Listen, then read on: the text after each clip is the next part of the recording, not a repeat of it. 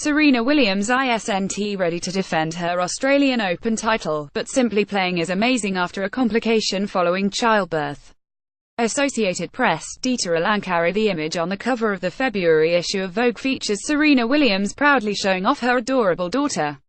The story she tells of the changes wrought on her life by the arrival of Alexis Olympia, whom she calls by her middle name, and husband Alexis Ohanian refers to as Junior, are sweet, but the aftermath of the baby's birth in September was anything but serene. Williams, 36, had alluded to complications that ensued, but she told the writer, Rob Haskell, that there were some harrowing moments because she experienced a pulmonary embolism, a recurrence of an issue that left her on my deathbed in 2011. That time she didn't appreciate the gravity of the matter. This time, after having an emergency C-section when her heart rate dropped during contractions, she knew something was very, very wrong when she suddenly felt short of breath. Williams was off the anticoagulant she takes daily because of the surgery, and she immediately assumed she was having another embolism. She walked out of the hospital room so her mother wouldn't worry, and told the nearest nurse, between gasps, that she needed a CT scan with contrast and IV heparin, a blood thinner, right away, Haskell wrote.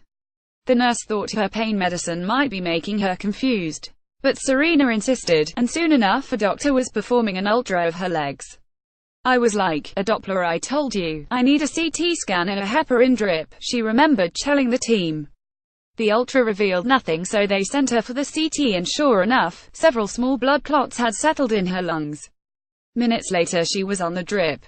"I was like, listen to Dr. Williams. If only that were the end of it."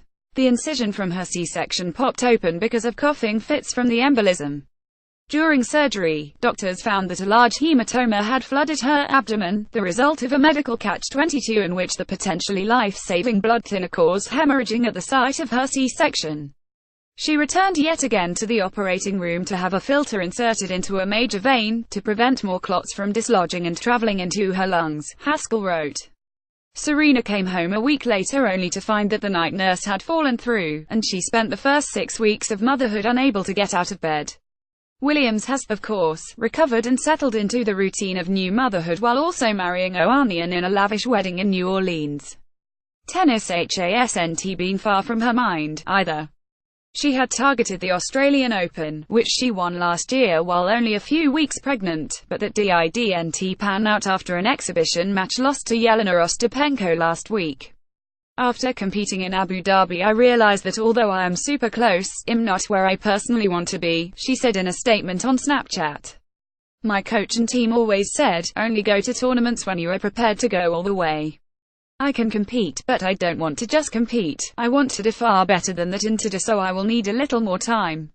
With that being said, and even though I am disappointed about it, I've decided not to compete in the Australian Open this year.